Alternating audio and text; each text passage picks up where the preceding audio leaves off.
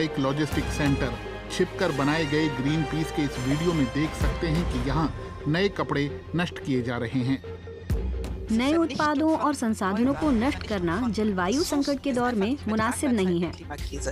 Green peas ने e-commerce company Amazon से ये काम बंद करने को कहा और कचरे को लेकर जागरूकता बढ़ाई। कपड़े बनाने में मूल्यवान संसाधन लगते हैं। उत्पादन के समय एक कपड़ा 3000 विभिन्न रसायनों के संपर्क में आता है।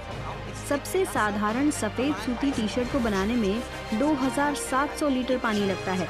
इतना पानी एक व्यक्ति 2.5 साल में पीता है। ऑनलाइन रिटेल कारोबार की समस्या ये है कि बहुत सारा माल वापस आ जाता है। कंपनी के लिए उसकी प्रोसेसिंग फायदे का सौदा नहीं होता। हर साल 2 करोड़ चीजें अकेले जर्मनी में नष्ट कर दी जाती हैं। लॉजिस्टिक्स के जानकार बियॉन आसडेकर ने अपना गणित लगाकर ये संख्या निकाली है। तो क्या ऑनलाइन रिटेलर ही सबसे बड़ी समस्या है? ईंट कंक्रीट से बनी दुकानों में आज भी ऑनलाइन व्यापार से ज्यादा बिक्री होती है। इन स्टोरों में माल की वापसी भी कम होती है, लेकिन दूसरी तरफ उनके पास बचे हुए स्टॉक की मात्रा बहुत बड़ी होती है। ये उद्योग तेजी से फैला है। महामारी से पहले जर्मनी में एक औसत व्यक्ति हर साल 900 यूरो से ज्यादा की रकम कपड़ों पर खर्च करता था। ये 76 अरब यूरो का बाजार है। ज्यादातर पैसा फास्ट फैशन पर खर्च हुआ। बड़ी कंपनियों ने ही सस्ते दामों में कपड़ों की पेशकश की थी और उसमें भारी वृद्धि भी देखी गई। अगर फैशनेबल कपड़े सस्ते में मिल जाएं, तो और क्या चाहिए। ये बात लुभाती है, खासकर उन युवाओं को जो ज्यादा नहीं कमाते। खुदरा कारोबारियों के लिए महामारी एक बड़े झटके की तरह थी। जर्मनी में 3 बार लॉकडाउन लगा। इस बीच दुकानें सस्ते में अपना स्टॉक निकालने लगीं। फिर भी खुदरा विक्रेताओं के पास कपड़ों का बड़ा ढेर बचा रह गया, जैसे सर्दियों के कपड़े जो गर्मियों में नहीं बिकते।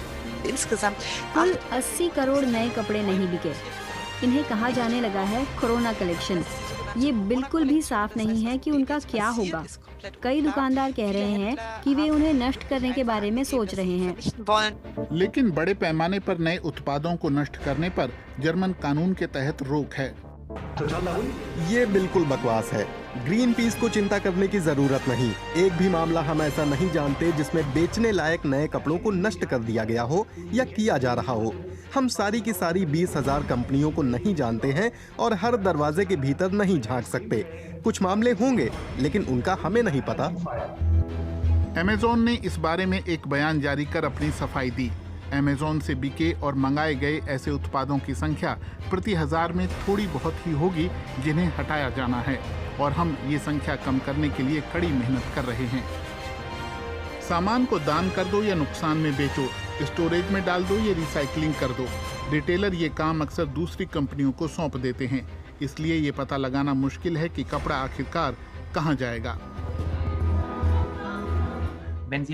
अगर आप दुकानों में पड़े सरप्लस स्टॉक के निस्तारण का अध्ययन करें या कोरोना दौर के सरप्लस डिस्पोजल को आंकें, तो कोई भी सहयोग नहीं करेगा, क्योंकि ये तमाम चीजें छिपाई जाती हैं। पिछले साल जर्मनी में कानून को और कड़ा बनाया गया। नए सामान या ठीक ठाक सामान का निस्तारण अब आधिकारिक रूप से गैर कानूनी है। लेकिन क्या ये काम करेगा? बात यह है कि ये कानून सिर्फ खुदरा व्यापारियों और निर्माताओं पर लागू होता है। तमाम बिचौलिए, प्लेटफॉर्म और डिस्पोजल कंपनियां इसके दायरे में नहीं आती। लिहाजा कई मामलों में ये कानून महज कागजी शेर बना रहेगा। तो बदलाव कैसे आएगा? हो सकता है कि हमें इतने नए कपड़ों की जरूरत ही ना हो। जर्मनी में लोगों के पास प्रति व्यक्ति 95 कपड़े होते हैं और हर 5 में से एक कपड़ा कभी नहीं पहना जाता। सजग रहने से ही आप पर्यावरण को बचा सकते हैं। हमेशा नया ना खरीदें। इलेक्ट्रॉनिक्स, किताबें और कपड़े आप मांग कर, किराए पर लेकर या साझा करके काम चला सकते हैं, लेकिन सरकारी समर्थन भी चाहिए।